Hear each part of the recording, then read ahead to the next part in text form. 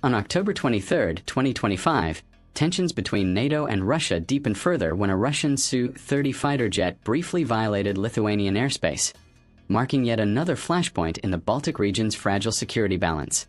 According to Lithuania's Ministry of National Defense, the Su-30, accompanied by an Il-78 aerial refueling tanker, entered Lithuanian sovereign airspace near the town of Kybartai, penetrating nearly 700 meters for about 18 seconds before returning to Kaliningrad.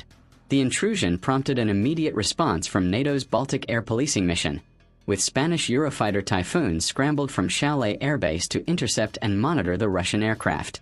Lithuanian President Gitanas Nausėda condemned the act as a blatant violation of international law and Lithuania's territorial integrity, underscoring the growing sense of vulnerability felt by NATO's Baltic members.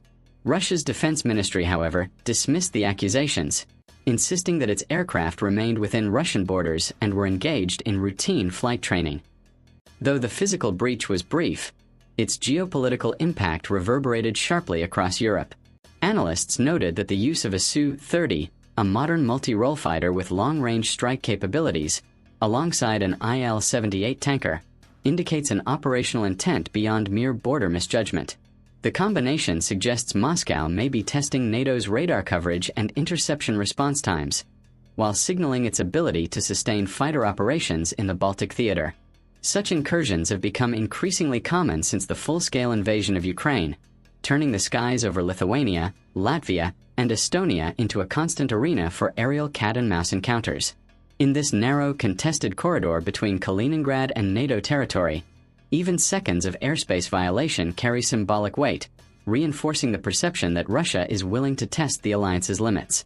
The geography of the incident adds another layer of strategic tension. Kaliningrad, a heavily militarized Russian enclave wedged between Poland and Lithuania, has long been viewed as a critical flashpoint. It houses advanced missile systems, radar networks, and tactical aircraft capable of reaching Western European targets within minutes. For NATO, every incursion from this region tests its ability to defend its eastern flank swiftly and cohesively. Lithuania's radar network, integrated into NATO's broader surveillance grid, detected the breach immediately, and Allied jets responded within minutes, a reaction meant to signal deterrence and alliance readiness. Yet, such rapid responses also highlight the razor-thin margin for error in a region where military aircraft from both sides routinely fly within minutes of each other's borders. Lithuania's government lodged a formal diplomatic protest with Moscow and summoned Russia's charge d'affaires in Vilnius to demand an explanation. In Brussels, the incident was swiftly discussed by the North Atlantic Council, which reaffirmed NATO's commitment to defending every inch of Allied territory. Baltic allies, meanwhile, renewed calls for strengthening air defense systems across the region. Latvia's defense minister reiterated his country's demand to upgrade the Baltic Air Policing Mission into a permanent air defense operation with ground-based interceptors and stricter rules of engagement. The repeated incursions, he warned, risk normalizing violations that could one day lead to miscalculations with devastating consequences. Observers believe Moscow's motives are both tactical and psychological.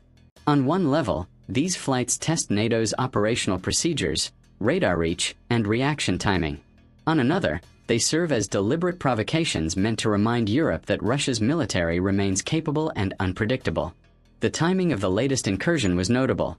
It came as EU leaders met in Brussels to discuss tightening sanctions on Russian oil exports and as NATO debated deploying additional forces to Eastern Europe.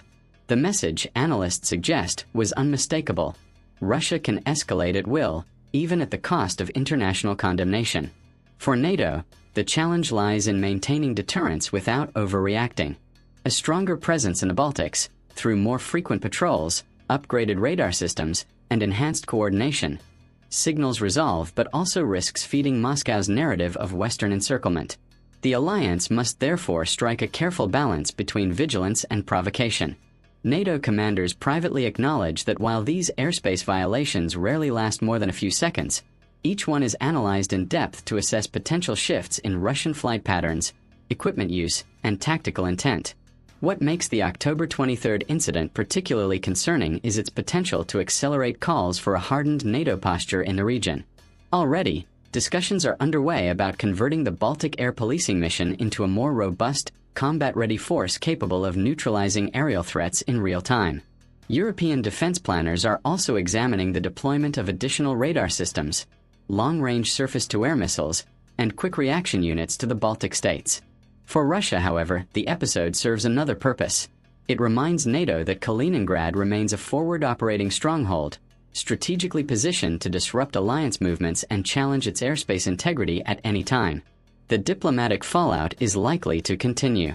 Lithuania's protest note to Moscow was swiftly followed by statements of solidarity from Poland, Latvia, and Estonia, all of whom condemned Russia's reckless behavior.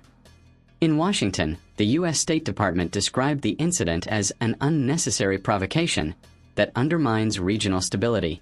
The European Union, meanwhile, called for de-escalation but echoed Lithuania's demand that Moscow respect international borders. Russia's denials have done little to calm tensions, with NATO intelligence suggesting that such brief incursions may be part of a broader pattern of pressure flights intended to probe alliance weaknesses and desensitize member states to ongoing violations. Ultimately, the Su-30 incursion over Lithuania serves as a stark reminder that the Baltic skies remain one of the most volatile flashpoints in modern Europe. While no shots were fired and the aircraft retreated swiftly, the symbolism of the act carries deep resonance. It demonstrates Russia's willingness to operate at the edge of confrontation and NATO's obligation to remain constantly alert.